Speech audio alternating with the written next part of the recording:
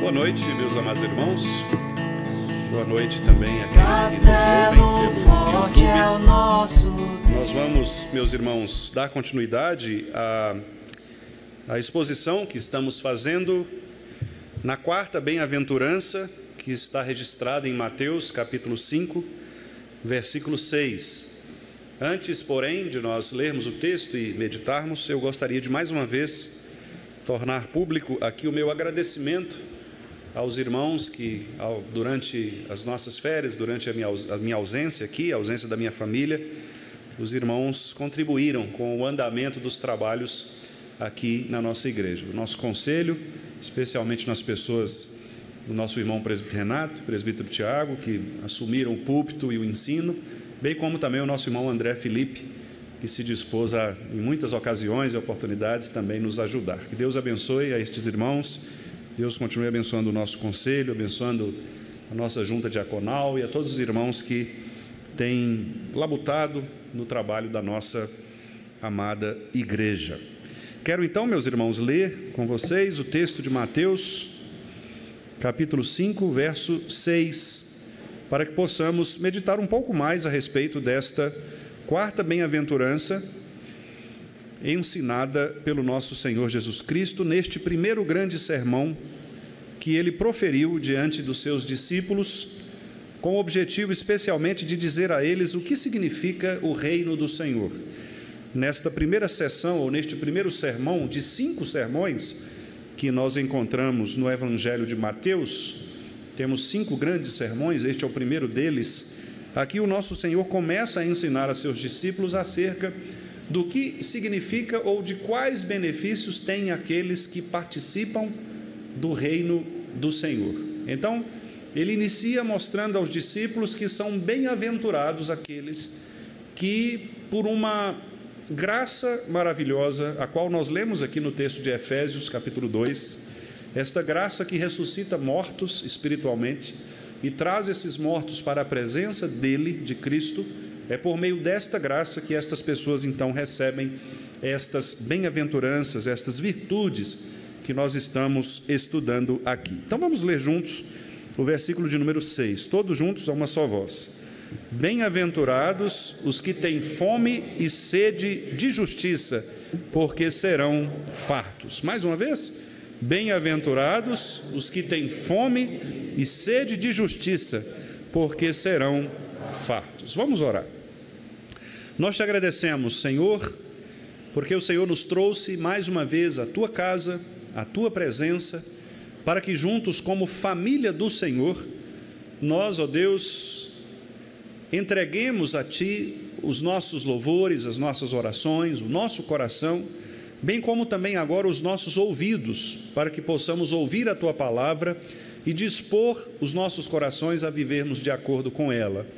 Ó Deus, nós precisamos que o Teu Santo Espírito atue em nós, tanto em mim, na transmissão da Tua palavra, quanto também nos corações dos meus irmãos, para que possamos todos nós juntos, como família do Senhor, aprendermos um pouco mais do que significa entregar-nos ao reino do Senhor e vivermos de maneira bem-aventurada, satisfeita e plenamente feliz, dando de fato bom testemunho de que nós somos agora um novo povo, nós que antes éramos ou estávamos mortos em nossos delitos e pecados, éramos sem Deus, sem esperança, alheios às promessas da aliança, mas agora, ó Deus, fomos trazidos para juntos do Teu povo, para o pertencimento da Tua família, e isto traz, ó Deus, para todos nós alegria, gratidão e também, ó Deus, a responsabilidade, o senso de obediência e de darmos bom testemunho da Tua palavra.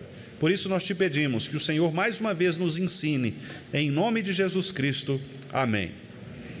Meus irmãos, como nós já iniciamos a tratar deste ensino de Jesus Cristo, esta quarta bem-aventurança, nós percebemos que o que Jesus está fazendo aqui ao dizer a estes discípulos que são bem-aventurados aqueles que têm fome e sede de justiça, porque eles serão fartos, é que de fato os discípulos de Cristo devem desejá-lo mais do que todas as outras coisas deste mundo.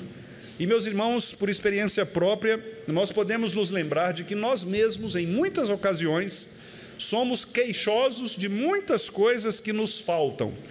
Nós ouvimos pessoas se queixarem da falta de saúde, ouvimos pessoas se queixarem da falta de emprego, da falta de dinheiro, da falta de bons relacionamentos, da falta de uma boa igreja, da falta de coisas que lhes agradam, de benefícios materiais, de bens materiais, mas muito raramente, ou quase nunca, nós ouvimos as pessoas se queixarem dos seus próprios pecados, ou se queixarem da falta de Cristo e da abundância de Cristo em seus corações.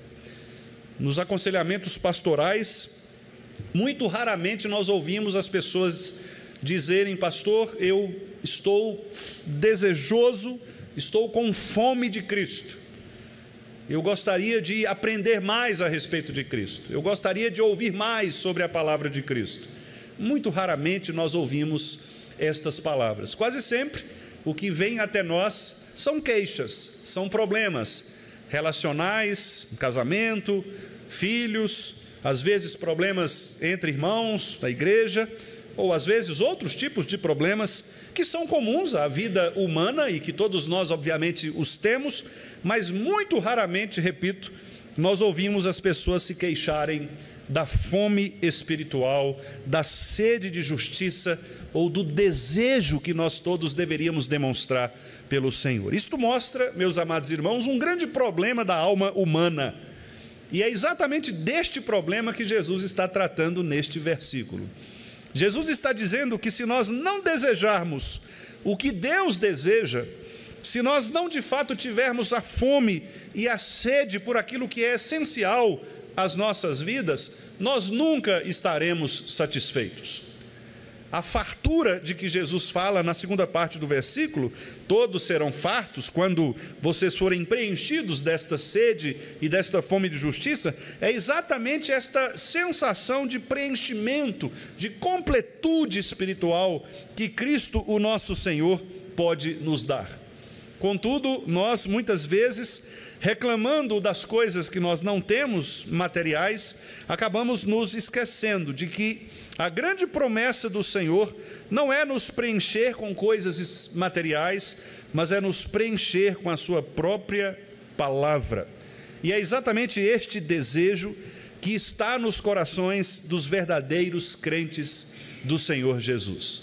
E é por isso então que nesta quarta bem-aventurança, o nosso Senhor nos mostra que a fome espiritual, ela deve de fato representar nos corações dos crentes aquilo que é mais fundamental para a sua alma. O Salmo 107, versículo 5, por exemplo, o salmista diz que estas almas ou estas pessoas que desejam Deus, elas estão famintas e sedentas e a alma delas se desfalece. Aliás, esta expressão, este verbo, desfalecer, é muito comum nos Salmos, mostrando que a presença de Deus na vida de alguém, de fato, traz rejuvenescimento, traz renascimento, traz uma nova vida, uma nova perspectiva. Enquanto nós estivermos distantes de Deus, ou enquanto nós estivermos com fome de outras coisas, mas não do próprio Cristo, nós nunca estaremos saciados, nunca estaremos dessedentados da nossa fome e da nossa sede por justiça. E isto, meus irmãos, por uma razão muito simples: a fome espiritual, ela nunca se satisfaz com nada além da comida espiritual. Você pode oferecer o que quiser, você pode buscar o que quiser, mas se Cristo não preencher a sua alma, se Cristo de fato não trouxer a você o verdadeiro alimento espiritual, nós permaneceremos desnutridos, permaneceremos sim entregues às nossas próprias paixões e aos nossos próprios desejos, esquecendo-nos de buscar essencialmente aquilo que é a razão da nossa fé. Por isso, meus amados irmãos, os profetas do Senhor, os servos de Deus, sempre que estavam na presença do Senhor, desejavam mais e mais a presença do Senhor. Nós podemos ver isto, por exemplo, nos Salmos. Se nós abrirmos aqui alguns dos salmos que refletem esta verdade, como o Salmo 63, por exemplo, nós vamos ver que o salmista diz: ó Deus, Tu és o meu Deus forte, eu Te busco ansiosamente, a minha alma tem sede de Ti, meu corpo Te almeja, como numa terra árida, exausta, sem água. O salmista demonstrando a sua sede pelo Senhor. Também no Salmo 62, o salmista diz: somente em Deus, ó minha alma, espera silenciosa, dele vem a minha salvação. Só Ele é a minha rocha, a minha salvação, o meu alto refúgio, não serei jamais abalado. Os irmãos podem abrir aqui diversos salmos, ou mesmo nos profetas, como por exemplo o profeta Jeremias, lá no capítulo 15, verso 16, quando ele diz que, achadas as palavras do Senhor, ele comeu as palavras do Senhor. Quando Esdras pregava a palavra ao povo, Esdras disse que aquelas palavras deviam ser comidas, deviam ser digeridas. O salmista, no Salmo 119, verso 105, que nós conhecemos bem, diz que a palavra de Deus é como lâmpada para os nossos pés, luz para os nossos caminhos, e por isso, lá no versículo 145, o servo estima esta palavra com desejo. O apóstolo Pedro diz que nós devemos, quando estamos na presença de Deus, desejar o Senhor como uma criança de peito deseja o leite genuíno da sua mãe para se alimentar. Mas, meus irmãos, repito, Jesus sabia e Ele conhece o nosso coração. Ele sabia que o coração daquelas pessoas muitas vezes estava muito mais inclinado a buscar alimentos terrenos. Aliás, quando as multidões estavam atrás de Jesus, Ele mesmo as questionou em relação a isso: por que me buscais? Porque Jesus sabia que muitas daquelas pessoas que estavam seguindo os seus percursos, os seus caminhos, estavam fazendo isso simplesmente para adquirir ou extrair dele os benefícios materiais. Aquelas pessoas queriam que Jesus lhes matasse a fome material, a fome física, quando Jesus, na verdade, desejava matar a fome espiritual daquelas pessoas. Os irmãos se lembram daquela conversa maravilhosa que Jesus teve com a mulher samaritana, aquela mulher que estava na beira do poço, e ela estava tomando água, ou buscando água com o seu pote, e Jesus disse: olha, se eu lhe der da água que eu tenho para oferecer, você nunca mais terá sede. Porque as pessoas estavam focadas, obviamente, nas coisas deste mundo, como nós muitas vezes estamos. Mas este versículo nos ensina que a verdadeira fome e a verdadeira sede de nossa alma é algo que nenhuma coisa deste mundo, nenhum bem, nenhuma comida deste mundo pode saciar. Somente Cristo pode nos tornar fartos, somente Cristo pode preencher a nossa alma, somente Cristo pode trazer de fato o verdadeiro alimento espiritual que nos dará, meus irmãos, gratidão e que tornará a nossa vida muitas vezes amarga em uma vida doce. Foi isso que Provérbios 27, verso 7 disse: quem está farto pisa o favo de mel, mas para o faminto até o amargo é doce.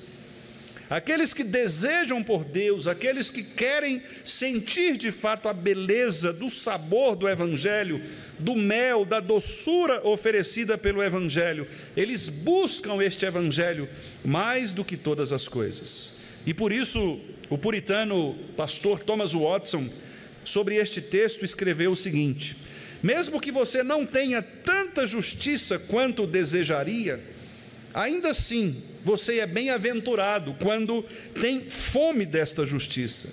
O desejo pela justiça é a melhor evidência de um cristão.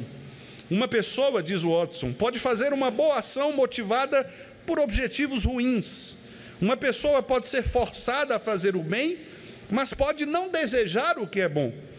E ele diz: mas aqueles que são filhos de Deus, um filho de Deus, ele não tem nada para mostrar a si mesmo, a não ser o seu desejo pelo Senhor. E aqui ele cita Neemias, no versículo 1, capítulo 1, melhor dizendo, verso 11: teus servos se agradam de temer o teu nome. É desta fome, portanto, meus amados irmãos, que o nosso Senhor Jesus Cristo está nos ensinando. É o desejo de desejar aquilo que Deus deseja. Em outras palavras, o que Deus requer de mim? Como Deus quer que eu viva? O que Deus espera de mim como um cristão? O que eu devo fazer para agradar aquele que me salvou do império das trevas? Como eu devo me comportar como alguém que de fato retribui com gratidão aquele que me salvou do inferno? E quando nós fazemos estas perguntas, nós somos de fato ligados e levados à presença do Senhor, à presença de Cristo, e nós devemos prestar contas a Ele, porque não há ninguém, não há nenhum servo de Deus, discípulo verdadeiro de Cristo, que não tema estar na presença do seu Senhor. E quando nós somos levados à presença do Senhor, as nossas obras mostram exatamente quem nós somos. E é por isso que Tiago disse que a fé sem estas obras é morta, porque não adianta você dizer que tem fé, mas as suas obras mostrarem que você deseja outras coisas. Não adianta eu dizer que não gosto de determinadas coisas, ou ações, ou atitudes, se eu busco lugares onde estas atitudes e ações são praticadas. Ora, há uma incoerência aí, e é portanto então que Paulo nos ensina que o culto coerente a Deus, lá em Romanos 12, 1 e 2, o culto que Deus deseja, é um culto de fato que esteja vinculado a uma coerência daquilo que eu creio com aquilo que eu pratico. Por isso Paulo diz, olha, não se amoldem às paixões do mundo, pelo contrário, ofereçam-se como igreja, como sacrifício vivo, santo e agradável a Deus, no culto de vocês, no culto coerente, porque fazendo assim, vocês experimentarão a boa, agradável e perfeita vontade do Senhor. Observe, portanto, que a fome por Cristo, a sede pela justiça de Cristo na vida do cristão, é o que de fato prova que nós somos verdadeiramente cristãos. Quanto mais eu desejo Cristo, quanto mais eu desejo ser como Deus, quanto mais eu me santifico à palavra do Senhor, mais eu me demonstro sedento e faminto pela verdadeira justiça que vem de Cristo. Por isso, meus amados irmãos, é que nós não somos proibidos de julgar as pessoas conforme a palavra de Deus. Nós somos proibidos a julgar temerariamente, fazendo pré-juízos ou juízos antecipados, mas nós somos obrigados a julgar as ações das pessoas, porque o nosso Senhor Jesus Cristo disse que pelos frutos nós conheceremos a árvore. E por isso, quando nós olhamos para certas atitudes cristãs nossas, nós nos surpreendemos como muitas vezes nós declaramos verdades, mas não praticamos a verdade. Nós somos rápidos muitas vezes para falar e professar, mas somos lentos e tardios para demonstrar na vida prática as ações que acompanham a nossa fé. Por isso, repito, Tiago nos advertiu dizendo, não digam que creem em Deus e vivam uma vida relaxada, displicente, negligente, porque este tipo de fé até os demônios têm. Os demônios creem em Deus, na existência dele. Os demônios fazem até mais, eles tremem diante da presença de Deus. Mas nós, os crentes, não devemos viver assim. A nossa fé deve sempre estar acompanhada da obediência, que a Bíblia chama de boas obras, que é a demonstração de nossa fé. Então Jesus está dizendo a estes discípulos, nossos irmãos que o estavam ouvindo presencialmente, estas palavras de responsabilização. O verdadeiro crente, ele deve desejar o que Deus deseja, que é o que está resumido na nossa primeira pergunta credal. Qual é o fim supremo principal do homem? Glorificar a Deus e experimentar dos seus benefícios para sempre. O que significa glorificar a Deus e experimentar de seus benefícios para sempre? É exatamente nós reconhecermos a nossa pobreza espiritual, reconhecermos que nós devemos lamentar pelos nossos pecados, nós devemos ouvir a palavra de Deus como discípulos ensináveis e devemos desejar o que Deus deseja. Ao desejarmos o que Deus deseja, meus amados irmãos, nós seremos preenchidos espiritualmente estaremos satisfeitos em nossa alma, e aí nós poderemos dizer com toda a convicção, como o salmista: o Senhor é o meu pastor, nada me faltará. É exatamente esta sensação de suficiência em Cristo que Cristo estava pregando a estes seus discípulos. Cristo estava dizendo: olha, vocês ouviram até agora que a salvação viria pela suficiência de vocês, pelo fato de vocês obedecerem à lei, pelo fato de vocês cumprirem os requerimentos e as exigências religiosas, pelo fato de vocês serem bons religiosos. Mas agora eu vos digo o contrário: não interessa, não importa o quão religiosos vocês sejam, não importa o quanto obediente à lei vocês sejam, se esta obediência, se esta relação com a lei, se esta vida religiosa não for compatível com a suficiência que eu lhes ofereço. E é por isso que ele escreveu aquele texto mais à frente, quando ele disse: vinde a mim todos vocês que estão cansados, sobrecarregados, vinde a mim porque eu vou carregá-los. Jesus não está falando ali de problemas psíquicos, Jesus está falando ali de pessoas que se consideravam autossuficientes quanto à lei, pessoas que achavam que a lei era suficiente para livrá-las do inferno.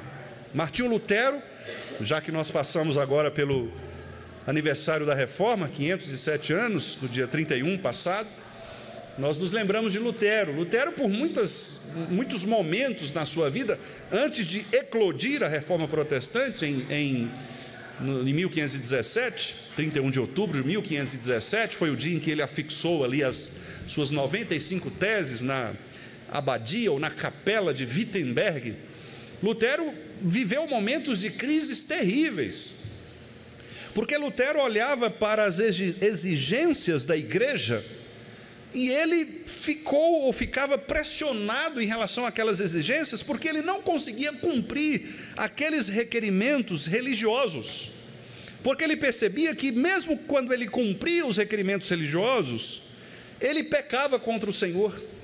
Então ele ficou no seguinte dilema: o meu coração deseja uma coisa, mas a minha cabeça precisa desejar outra, porque eu preciso responder à religião, à igreja instituída, mas o meu coração é pecador.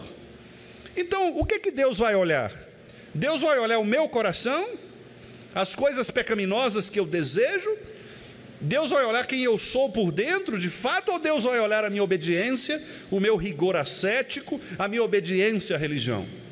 Lutero percebeu que estas duas coisas não podiam estar separadas. E foi exatamente esta crise que trouxe a Lutero, pelo Espírito Santo do Senhor, a compreensão de que o justo vive pela fé. A fé na obra de Cristo Jesus, o Senhor. Porque Lutero percebeu que não apenas na sua vida, mas na vida de todas as pessoas, este dilema acontecerá e acontece sempre. Porque nós vamos permanecer pecadores neste mundo, e se nós confiarmos que nós iremos para o céu por causa da nossa obediência à igreja, à lei e aos requerimentos, nós estaremos sempre em crise com o pecado do nosso coração. Ou Cristo toma de fato todo o nosso coração, se torna Senhor de toda a nossa vida e nos ensina a confiar nele, para que obedeçamos à religião com o coração confiante em Cristo, ou nós estamos perdidos. Por isso, quando Lutero comenta o texto de Romanos 1,17, quando Paulo, utilizando o texto de Abacuque, Paulo diz: o justo viverá pela fé. Lutero diz que ali é como se as portas do paraíso tivessem sido abertas para ele, escancaradas, e agora ele podia entrar neste paraíso, sem o obstáculo que a religião impunha entre ele e o Senhor. De fato é isso, meus amados irmãos. O Senhor Jesus Cristo está nos ensinando que Ele de fato é manso, que o seu fardo é leve, o nosso é pesado. Porque se eu for tentar ser crente pelos meus méritos, eu não conseguirei carregar o fardo do meu pecado. Mas Cristo não. Cristo, Ele tomou os nossos pecados, Ele aliviou as nossas dores, nas palavras do profeta Isaías, tomou sobre si as nossas transgressões, exatamente para que nós possamos viver em fartura espiritual. Nada nos faltará, porque o Senhor, que é o nosso pastor, nos guia em pastos verdejantes, nos leva para junto de águas de descanso, águas tranquilas. Este Senhor refrigera a nossa alma, tira a nossa sede. E ainda que nós passemos por um vale sombrio como a própria morte, Ele está sempre conosco. A bondade dEle e a misericórdia dEle nos perseguirão todos os dias da nossa vida, porque Ele tem um compromisso conosco, um compromisso pactual, de escolher os teus filhos e levar os seus filhos para o Pai. Por isso nada falta àqueles que desejam Deus. Ter fome e sede de justiça significa, meus amados irmãos, buscar o Senhor enquanto se pode achar. Significa desejar por Deus todos os dias de nossa vida, até que de fato nós nos sintamos completamente preenchidos nele. Significa depositar nele toda a nossa esperança. Significa não correr com as nossas próprias forças, não tentar buscar uma mudança de vida distante do Senhor, como se nós fôssemos suficientes para transformar o nosso comportamento externo, mas é confiar que a graça do Senhor é que atua em nosso coração pelo Espírito Santo e nos habilita a uma nova vida e uma nova esperança. Por isso, meus amados irmãos, nós devemos concluir pensando que de fato, a menos que nós tenhamos fome e sede de justiça, nós não conseguiremos obtê-la. Se nós não desejarmos o Senhor mais do que qualquer outra coisa neste mundo, nós perderemos a oportunidade de crescermos na graça e no conhecimento de Cristo. Em segundo lugar, se nós não tivermos sede de justiça, nós, infelizmente, teremos sede, mas aí já será tarde demais, porque a sede virá no juízo, e ali já não haverá mais quem poderá nos salvar. Que nós concordemos, portanto, com o salmista no Salmo 42, a minha alma tem sede de Deus. Que nós concordemos também com a narrativa que Cristo fez ali em Lucas 16, quando aquele rico estava distante no inferno e pedia a Lázaro, ao pai Abraão, que mandasse apenas uma gota de água para dessedentá-lo do inferno. Meus amados irmãos, o calor da vida, o calor das coisas humanas, muitas vezes dessedenta, muitas vezes retira a água, muitas vezes torna desértica a vida do ser humano. E nós precisamos estar sempre ligados a Cristo Jesus, o Senhor, para que esta fome e esta sede sejam, meus irmãos, marca dos nossos corações. Lembrem-se, portanto, humildade de espírito, a compreensão de que nós nada somos e nada temos, o lamento pelos pecados, a necessidade de confessar a Deus a nossa podridão, a mansidão de espírito, que é o desejo de ser ensinado pelo Senhor, e agora, em quarto lugar, o desejo por aquilo que Deus deseja, o desejo de ter Cristo, de ser como Cristo. Quem receber pela graça essas virtudes, herdará o reino dos céus, será consolado, herdará a terra e será farto. Que Deus nos abençoe, que Deus nos guarde, e que o Senhor possa nos ensinar sempre a buscarmos a Ele mais do que todas as outras coisas deste mundo.